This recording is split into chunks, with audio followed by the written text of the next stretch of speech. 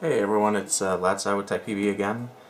I got in the Vanguard Demon today.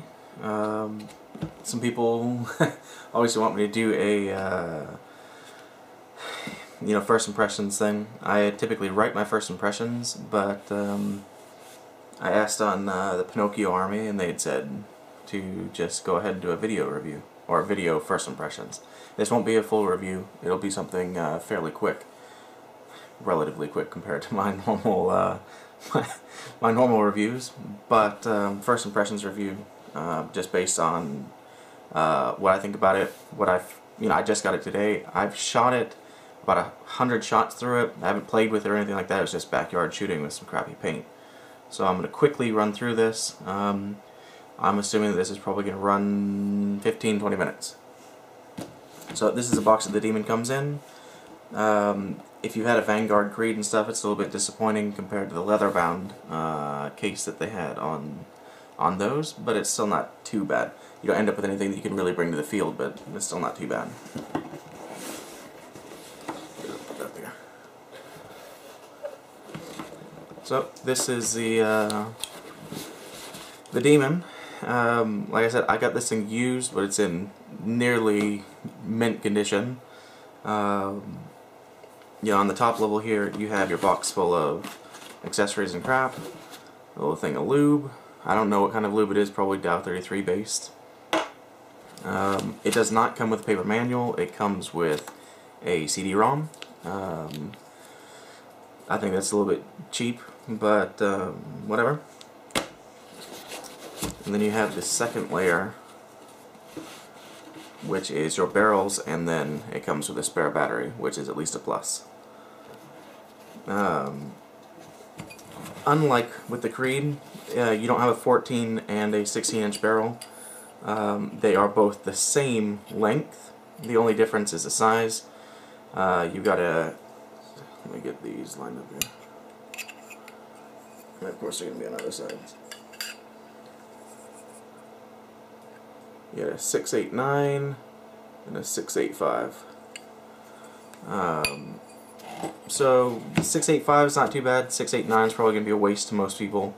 Again, I haven't measured these barrels, but they're probably a 15 or 16.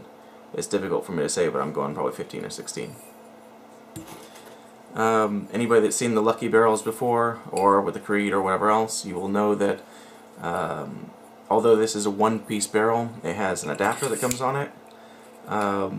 This one's obviously an auto cocker threaded one, which is for the Demon. You can also get them in ion, possibly something else, I'm not really sure. But they're always one piece with this kind of adapter sheath. Now, one thing I don't like with it is it ends up with a lot of threads that get on there. The thing that I do like with it is the threads are very well done, so it actually slides really well. So you just get it in, lock the first one, and then just spin it, and it's locked. When you're getting it off, just crack it, spin it, and it's off. So in that regard, it's not so bad, but if you see the threads here, it's small thread and long. So it's got quite a bit going on. So that's that. Not much more to say about the barrel. I've been always happy with the Lucky barrels. Got a lot of porting on them. They're quiet.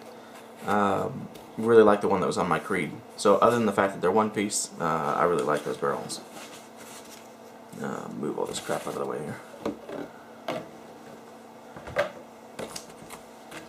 In the goodie bag, you've got your USB cable, which is going to your chargers. With the Creed, they had multiple adapters that just went on the one plug, but this one actually has full out plugs for each of them. So you've got the American plug, and then it just has the regular USB plug in there, and then you have the UK plug, big ugly thing, and then you have the standard European plug, which is what I'll probably be using if I don't just plug it in my computer. Then it comes with a small O-ring kit and a couple extra little parts. No, it did not have a diaphragm. It does have some extra. It does have some extra detents though. I said diaphragm, but in case anybody doesn't know, the Demon does have a QEV in it. It does have a diaphragm, and some people have had issues with theirs, but mine doesn't have the issue yet, so I'm not going to say anything. And then of course your warranty card's in there.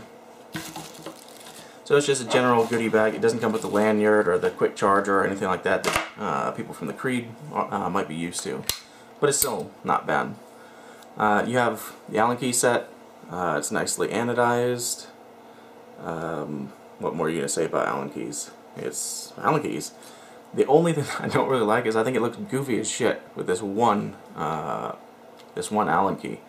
Because all of them, with the exception of that, you know, fit into this one case. But this one Allen key, I'm not really marked on what their sizes are, so I'm not sure what size it is.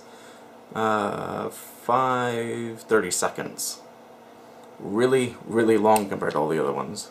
So as you can see, it's always going to stick out. I think that they should have just made the holder longer, and then you wouldn't have that one annoying Allen key sticking out. But whatever. Again, I don't design guns, unfortunately, so that's the way shit goes. Now I'll get onto the Demon itself now. A lot of things that I like about the gun, a lot of things I didn't really like about the gun. It's got the same grips as the Creed, has the same board as the Creed. People that have never seen the Creed board, let me just quickly get, I'm not sure how well the colors are showing up, but it is a full color OLED. You can access programming without turning it on. So you know, I've got power off, fire mode settings. It has 3 buttons here. Middle one's to turn it on and off, or to bring up that program menu, and then you have the up and the down. So you know, just scroll through. If I wanted to change fire setting or fire modes, hit that. You got presets. You got max rate of fire, and all the typical things that you would, you know, associate with modern boards: dwells, debounces, eyes, for shot drop off, everything. But I'm not going to be obviously going into the details of how to program it. It's just a quick look over. Let me just get her turned back off. I do like boards that have an OLED, even though I typically don't use the screen. It's nice to have. It's full color. It's fairly large compared to most of the other ones, you know, such as the Egos and stuff like that, which aren't even OLEDs. But what I really like is being able to go directly into programming mode without needing to shut it off, without having to screw around with the trigger or anything like that. The grips, as I said, the same one as the Creed. They're pretty thin, but they still feel good. The come on. The frame itself is slightly rounded here on the corners, but it's not much. So it does have a little bit of a blocky frame, but it's still fairly thin. It fits alright. I like the Alien a lot better, as a matter of fact, as far as how it felt, or in the hand, and I really wish that the Alien had similar grips to this, because then that would have just been awesome. So I'm not too impressed by the frame, but it's still not too bad. My main complaint is the absolute terrible trigger. Let me get an Allen key out here.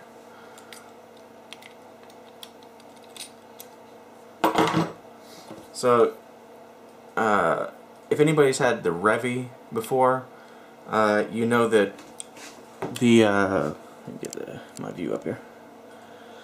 You know that right here, you know, where you have your trigger pin, you have the magnet in front of it here, and then it's actually attracting itself upwards.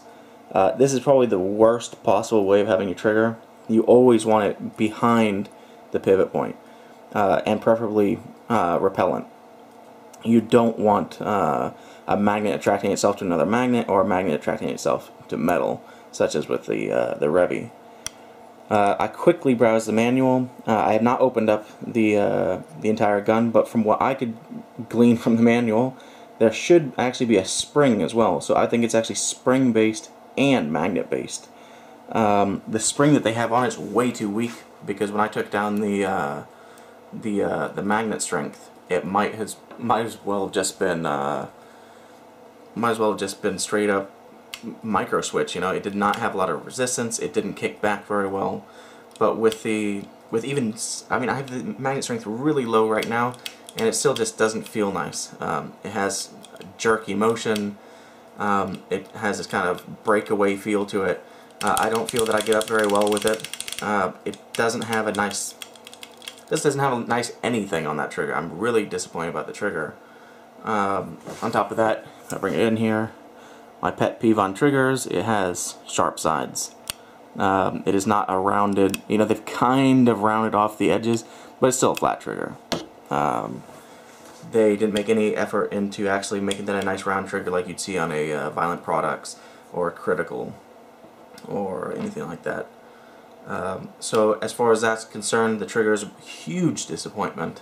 I hate to see high-end guns where somebody goes ahead and says, you know what, we did this, this, and this really great on the gun, and then the trigger and the ASA and whatever else, that's just good enough. I think that's BS, and I think that a lot of people write off the grip, so they write off the ASA or they write off the trigger as fluff items. But if you're going to try to sell a high-end, I think that, you know, if it starts to cross your mind that this is probably good enough, then you no longer have a high-end. $1,000 marker, I would expect, or $1,050 marker, I would expect, you know, obviously all your pieces to be lined up and to have everything quality parts. Big thing that I say about MacDev as well: the triggers are crap, and it annoys me with their ASA, which bleeds. So yeah, disappointing. They should have put an extra $10 into making the gun, gave it a decent trigger. Feed neck's alright, what are you going to say? It's clamping, feed neck. Again, like with some other guns, you cannot rotate the handle to try to loosen it or tighten it. You will have to get in there with an Allen key. A little bit of annoyance, but it's not a huge deal. It has ball style detents rather than finger detents. That's up to each person. I don't like ball detents. I prefer fingers. They last longer. You have less problems with them. You always know when they're going. There's no spring to lose, nothing like that. But that is a huge nitpick. Next, you know, milling and stuff's up to each person. I think the milling's simple and plain, but still nice. The reg I've always hated, but what are you gonna do? I'll go ahead and pull out the engine. It does have an Allen keyhole that you could use, but it also has these three kind of like indents, which is perfect for getting 3 fingers in. It actually fits my fingers perfectly. One thing that I had complained about already on the forums is that when you unscrew it, you don't get the whole bolt out. And then if you try to stick your finger down in there and shove it out, you know, my finger bottoms out before that thing gets far enough out for me to try to get out. So I don't get the rest of the bolt engine. However, if you take this thing out and then you stick it back in and give it just a little turn, you can kind of grip it and get in there with your finger. Oh, damn it.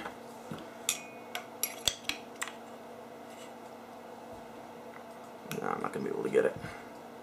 I lucked out earlier. I managed to snag the rest of the engine.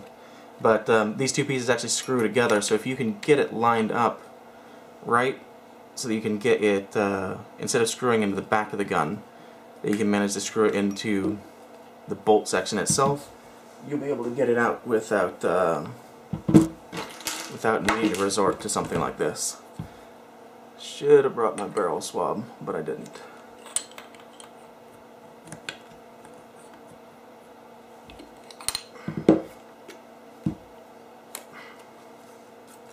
And again, this is why it's a pain in the ass. There we go. I got it pushed back enough to where I should be able to get this screwed in a little bit, and then you get the rest of the engine. So I prefer engines that, you know, with, for example, the DMs. It's the same thing. When you're taking off that back cap, it unscrews the rest of the way if you let it. But you can get the back cap disconnected before it actually lets go of the rest of the can and everything else, and then you can drag the whole thing out with it only being half unscrewed. This one you can't. The threads for the back cap, come on, focus in here. The threads for the back cap require more turns than the threads for the rest of the can. So the can will unscrew before the back cap does. And I think that's kind of a pain in the ass. Anyway, this is a bolt engine. Let's get this thing moved out. It's pretty straightforward, actually. Got a couple O-rings on it. When I say a couple, I mean a shit ton. It has something that some other guns have, which I really don't like, and that is, if you see the way the bolt tip lines up here, the bolt doesn't actually go in. This bolt tip O-ring actually seals like that.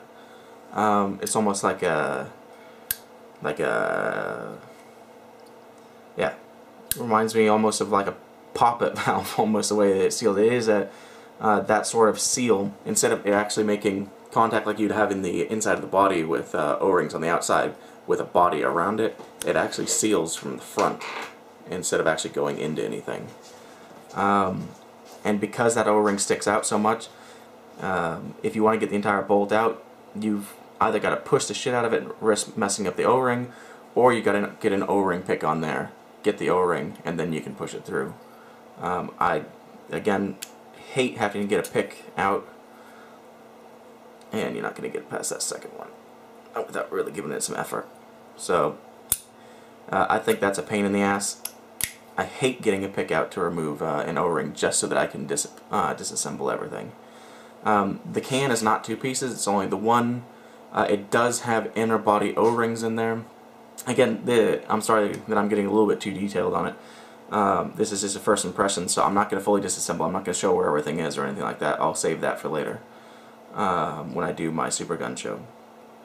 But just going over general complaints and talking about it a bit. So it's a simple, straightforward bolt as far as most things are concerned. It's only 3 pieces. It's got a decent amount of O-rings and whatever else. I just really hate having to take an O-ring pick to an O-ring just so that I can disassemble it. Just so especially when you're troubleshooting, if you're not sure what O-ring is causing problems, it just becomes a pain in the ass. I've wiped a bunch of lube all over myself now, so hopefully when I gas it up here in a second, it's not going to end up leaking or anything. There we go.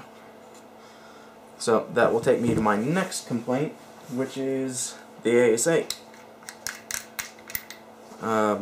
Anybody that saw my Alien review knows that when I was messing around with the ASA, I could kind of just spin it and it would go quite a bit. I would just go like that and it would put on a bunch of spins and you could easily spin it. That is not the case with the Vanguard one. Again, like I said, with the Alien one, you couldn't screw it all the way off. With the Vanguard, you can, or the Demon, you can. Annoyances again, but it just spins and spins and spins and spins and spins before it finally bottoms out. So you feel like you're cranking away forever. So let me get this thing back out so I can hook the tank up.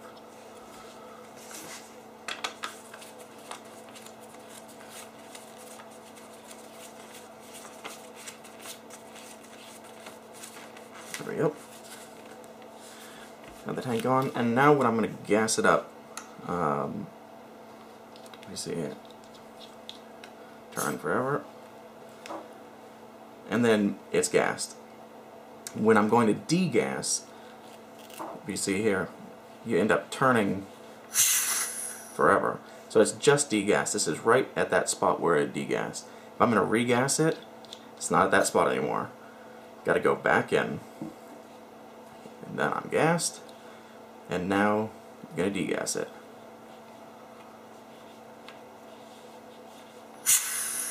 See that? And then back in to try to regas it. It's gassed. And degassed. Pain in the ass. Again, it's nitpicking, I know, but I don't see what the hell they did to this thing to where you couldn't just have a half turn to where it turns on and a half turn to turn it back off. And why its activation point seems to float, I have no freaking clue. I think it's kind of annoying that it's going to have 4 turns before it activates, and then 4 turns to deactivate, and 4 turns back in again to activate it again. It's not an easy turning knob. It's not difficult, but it's definitely not easy turning. So, wasn't too happy about that aspect. The gun also does not fully degas. So, as I'm chatting up here, it'll probably end up shooting the rest out through the back of the bolt. So, lots of complaints, obviously, but overall, it doesn't feel too bad in the hands. I think it has a really good spacing on it. It is a longer gun. People with, you know, smaller hands and stuff might not like it, but I'd like it. I think it has a really good feel on it. The wife tried holding it. She liked it. She liked the trigger, which shows you what she knows. But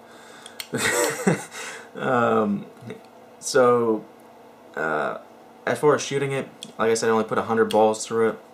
It's actually a really smooth marker for what I had expected. You know, a lot of people have just blown it way out of proportions for what it actually does. I put its shot quality probably close to a DM, if not the same as a DM. But it's, you know, it's not a clone, and it's not a droid. I don't have a Lux, so I'm not going to say too much with the Lux. The one Lux that I have shot reminded me, you know, quite a bit of sort of how those clones feel. And the feel of the shot on those, when you shoot them, even when you're shooting at 300, there's just something about the feel on it that makes you think that it's not shooting 300. After a lot of guns that I've gotten in that have problems and whatever else, you know when it's having a problem because you shoot it and it's like, oh, that wasn't a full cycle. And that's what it's like when the clone shoots. I always have this psychological connection. It's like, oh man, this thing's not cycling correctly. Oh, I'm not getting 300. And then you put it over the chrono and it's shooting 300, but it feels like it's not getting it. It feels like it's not fully cycling. And the reason is because the guns are just so smooth that they don't give you any feedback. I think that's a little bit of a disappointment. I mean, it's great because they're so smooth, but I actually like a little bit of feedback out of the gun because when my tanks start to bleed dry and whatever else, when I was shooting the clone and the droid, I didn't notice until the tank was out, and then I was screwed. Unless you're shooting far away and you can physically see the balls dropping, you don't know that you're actually shooting below 300 because you're running out of air. So I like the shot on the Demon. Like I said, I'm going to compare it to probably a DM.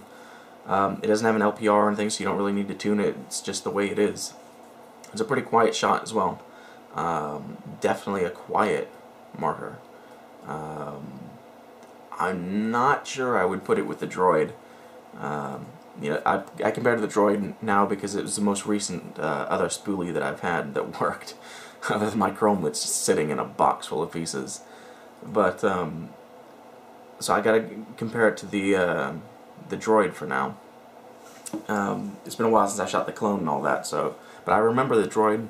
It reminded me a lot of the clone, and for obvious reasons. There went the rest of that air. So it's not a clone, it's not a droid, but it's definitely about a DM. You know, Cookie Biscuit had mentioned it's like, oh, so it's a DM without the DM ergonomics. Yeah, sure, you could say that. The bolt system's a little less complicated as far as it's less parts. You know, there's no tuning involved. There's not an LPR that's internal that you need to screw around pulling off the frame for. It's macro line list. It's got a screen. It's $250 less, brand new. The trigger sucks though. ASA pisses me off, but you know, it's for $1,050. I definitely think that they should have given it a better trigger and an ASA that works a lot better. But I'm still not completely disappointed with the gun because it shoots pretty well. I've heard from everybody that the thing's really efficient, but I haven't shot it enough to find out. If the thing can squeeze 10 or 11 pods out, I will be goddamn impressed. Because there's not a lot of markers that do that. Especially not spoolies. So, I'll give this thing a run the next time I'm out at the field. And I will eventually get around to doing a Super Gun show. And that's it for me.